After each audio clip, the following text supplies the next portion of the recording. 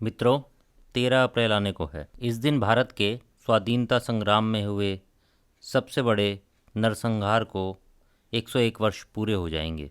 मैं आपसे बात कर रहा हूँ 13 अप्रैल 1919 को अमृतसर के जलियांवाला बाग में हुए नरसंहार की। हुआ ये था कि भारत में स्वतंत्रता आंदोलन में क्रांतिकारियों की भूमिका निरंतर बढ़ती जा रही थी, जिससे परेशान होकर अंग्रेजों ने रोलेक्ट एक्ट 1919 में लागू कर दिया था। इसके अनुसार भारत की ब्रिटिश सरकार किसी भी व्यक्ति को देशद्रोह के आरोप में गिरफ्तार कर सकती थी और उसे बिना किसी जांच के 2 साल तक जेल में रखा जा सकता था। पूरे भारत में इस कानून का विरोध अपने चरम पे था।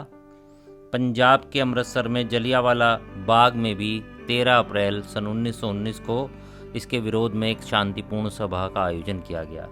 चूँकि उस दिन बैसाखी का दिन था, इसलिए वहाँ पे लगभग 20,000 लोगों के आसपास की भीड़ मौजूद थी।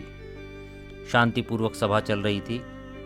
तभी शाम के 4 बजते हैं और 4 बजे के बाद वहाँ पर एक अंग्रेज अधिकारी जिसका नाम जनरल डायर था, अपने 90 सिपाहियों को लेके जलियांवाला बाग के अंदर पहुँचता है। जलियांवाला बाग में अंदर आने और बाहर जाने के लिए एक ही गेट है और चारों तरफ उसके 10 फीट की ऊंची बाउंड्री की दीवारें बनी हुई हैं। डायर के सैनिक पार्क के गेट से अंदर पहुंचते हैं और बिना किसी पूर्व चेतावनी को दिए हुए लोगों पे अंधाधुंध फायरिंग करना शुरू कर देते हैं। पार्क में मौजूद बच्चे, बूढ़े, औरतें चारों ओर भागने लगते हैं। पार्क में चीख पुकार मच जाती है। लोग ज़मीन पर गिरने लगते हैं। पूरा पार्क खून से भर जाता है। वहाँ एक कुआं भी था। जब लोगों को कुछ समझ नहीं आया तो अपनी जान बचाने के लिए उस कुएं में कूद जाते हैं। और डायर के सिपाही यहीं नहीं रुकते। जो लोग कुएं में कूदते हैं, कुएं के पास जाके उन पे भी अंधाधुंध फायरिंग करते हैं। 15 मिनट तक फायरिंग होती है, जिसमें लगभग 1650 राउंड फायर वो करते हैं और उनकी बंदूकें तब रुकती हैं जब उनकी बंदूकों में गोलियां खत्म हो जाती हैं। भारतीयों के अनुसार इस नरसंहार में लगभग 1000 से ज़्यादा लोग मारे गए थे और 2000 से ज़्यादा घायल हुए थे। अकेले उस कुएं से ही 120 से ज़्यादा लाशें बरामद हुई थी। इस नरसंहार के बीच वहाँ एक 12-13 साल का बालक ऊधम सिंह भी मौजूद था, जो उस दिन वहाँ आए लोगों को पानी पिला रहा था। सौभाग्य से उसकी जान बच गई थी।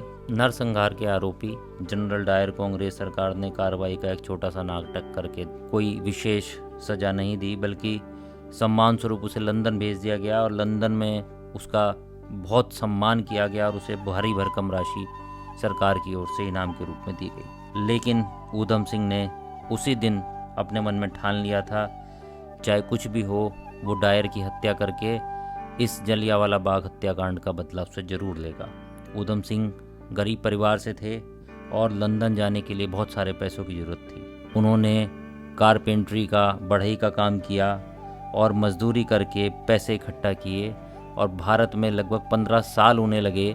उन्होंने 15 साल में पैसे जोड़े और सन 1934 में वो लंदन पहुँचे, जहाँ उन्होंने 6 साल और मेहनत करी, काम करा, पैसे जुटाए, बंदूक खरीदी, गाड़ी खरीदी और प्लानिंग करते रहे कि किस तरह से वो डायर की हत्या कर सकते हैं। और आखिरकार 13 मार्च 1940 को लंदन के कैक्सटन हॉल में, जहाँ डायर की एक सभा थी, उसे सम्मानित किया जाना था, वहाँ पर किताब के अंदर बंदूक छुपा के ले जाने में ऊधम सिंह सफल हुए और उन्होंने भरी सभा में खड़े होकर डायर के ऊपर 3 गोलियां दाग दी। डायर की वहीं मृत्यु हो गई, लेकिन वो चाहते तो वहाँ से भाग सकते थे, वो नहीं भागे। उन्होंने आत्मसमर्पण करा और 31 जुलाई सन 1940 को उन्हें लंदन के अंदर फांसी दे दी गई। भारत के इतिहास में ये एक बहुत बड़ी घटना है, जब एक क्रांतिकारी ने एक प्रण लिया और 21 साल लगे उन्हें इस प्रण को पूरा करने में, लेकिन उन्होंने आखिरकार जनरल डायर की हत्या करके इस नरसंहार का बदला उससे ले लिया। 13 अप्रैल आने को है। मेरा आप सभी भारतीयों से यही निवेदन है कि कृपया करके उस दिन इन शहीदों को, क्रांतिकारियों को याद करें और इस ऑडियो के माध्यम से अपने बच्चों को ज़रूर बताएं कि भारत की आज़ादी के लिए हमारे शहीदों ने किस प्रकार से देश के लिए बलिदान किया। वंदे मातरम।